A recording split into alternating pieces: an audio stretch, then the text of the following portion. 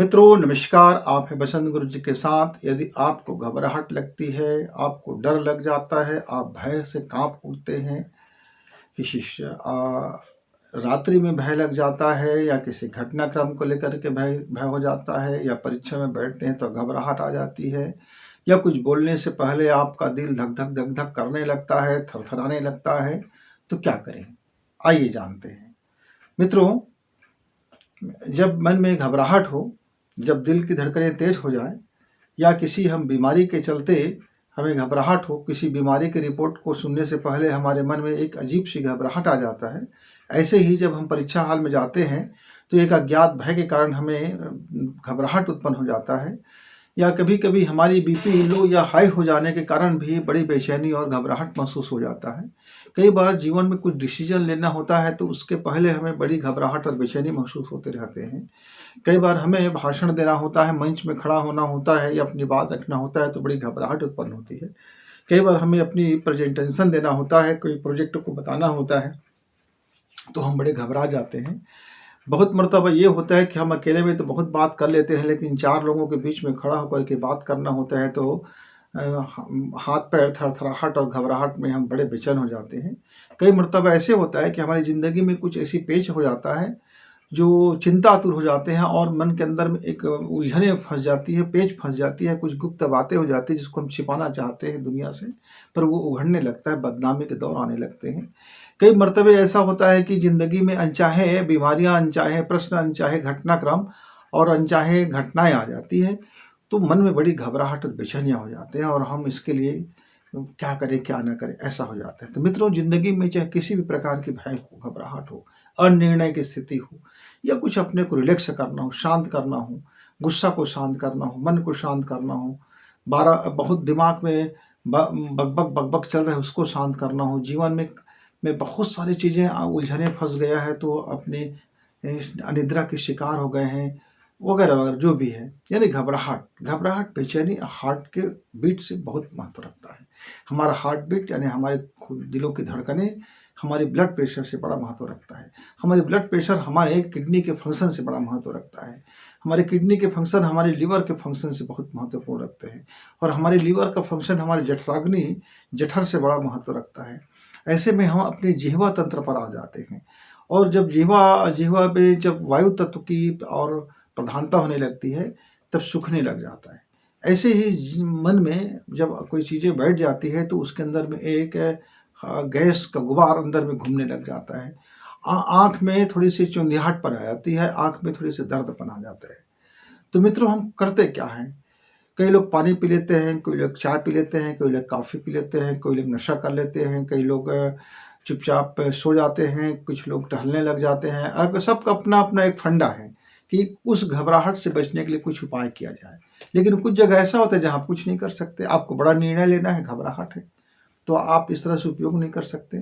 तो सारे मर्ज का एक शानदार दवा है कि अपने सांसों पर हम ध्यान टिका देंगे। चुपचाप बैठ जाएं और अपनी सांसों की गति को अनुभव करें, और अपने नाक की फुनगी पर जो मेरी सांसें चल रही है उस पर हम अपना पूरी तरह से मन और ध्यान को केंद्रित कर दें। आप धीरे धीरे देखेंगे कि कुछ समय के पश्चात में आपकी सांसें जो हैं आपकी हार्ट की धड़कन को, आपकी हार्ट बीट को नॉर्मल कर दिया है। बहुत बीपी हाई भी है तो भी वो नॉर्मल कर देगा, यदि बहुत बीपी लो हो गया है तो भी वो नॉर्मल की ओर ले आएगा। और ज़िंदगी में जो भी प्रश्न है, जो भी चीज़ है, वो हमको धीरे धीरे लक्ष्य करके हमको एक अनिद्रा की ओर, एक तंद्रा की ओर लेके आएगा।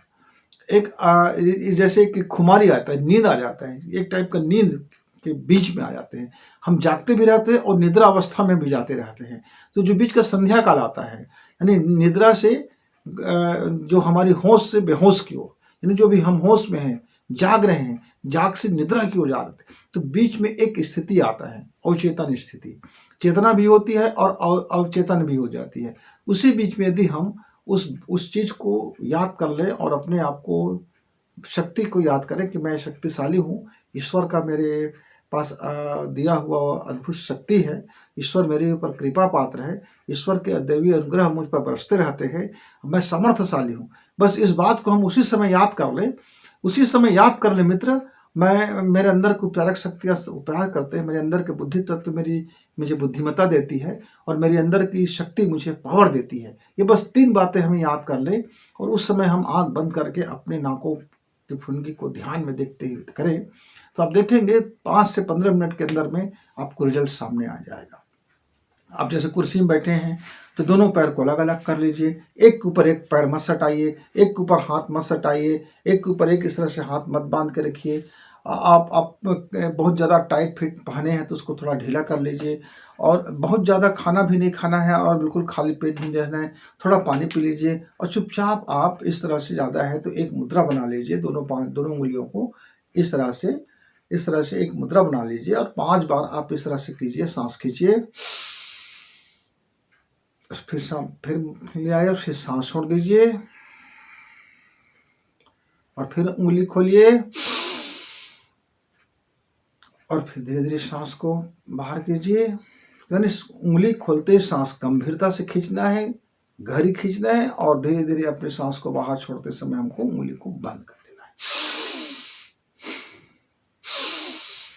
ऐसा 5 बार करने के बाद आप इसको कहीं भी हाथ को रख लीजिए, पैर में रख लीजिए, गोदी में रख लीजिए और उसके बाद चुपचाप आप देखिए, बैठे रहिए और जो आपकी सांसों की गति है, अभी इधर चल रहा होगा, किसी के इधर चल रहा होगा, किसी को उधर चल रहा होगा, किसी की तेज गति में होगा, वो सारे सांसें आपकी धीरे धीरे धीरे धीरे करके वो मध्य में स्थिर होना शुरू हो जाएगा और आप यहाँ बंद आंखों से अपने इस नाक के नथुने को दोनों आंखों के माध्यम से त्राटक करने की कोशिश करें, बिल्कुल बंद आंखों से। और यहाँ जो नाक की जो हिस्सा है इसको बस अनुभव करें कि आपकी सांसें किस तरह से चल रही है। मित्रों, आपकी चाहे सांसें ऊर्ध्वगमन कर रहा होगा या आपकी सांसें ऐंठता हुआ चल रहा होगा या आपकी सांसें नीचे फाल होता हुआ चल रहा होगा या आपकी सांसों में बहुत गर्मी होगा या आपकी इस सांसों में बहुत रूखापन होगा, कुछ भी होगा, लेकिन धीरे धीरे करके वो आपकी सांसें जो है आपके पूरे शरीर को बैलेंस करके कंट्रोल कर लेगा और आप देखेंगे कि फिर आपकी सांसें अब किसी भी अंग को टच नहीं कर रहा है। आपकी पूरी जो नाक है अब वो किसी भी हिस्सा को टच नहीं कर रहा है, बल्कि वो सीधी मार्ग से इस तरह से आता हुआ और अंदर जाता हुआ आपको यहाँ अनुभव होगा, नीचे अंदर भी फीलिंग होगा कि सांसें नाक के अब किसी भी हिस्सा को नहीं छू रहा है और धीरे धीरे करके वहाँ सांसें जो है अंदर तक आ रहे हैं और उसकी जो अब घर्षण था समाप्त हो गया है और आप उस अवस्था को आप देख सकते हैं। जैसे इस अवस्था को आप आते हैं तो आपका मन, आपका दिमाग, आपकी सारी चंचलता और आपकी जितनी समस्या है अब उसका समाधान आपको दिखाई देने लगेगा और आपकी जो घबराहट है वो दूर हो जाएगा और आप फिर समर्थशाली बन जाएंगे। मित्रों, तो जब भी आप घबराएं इस प्रयोग को जरूर दोहराएं और लाभ लें। तब तक गुरु जी की विदा। नमस्कार।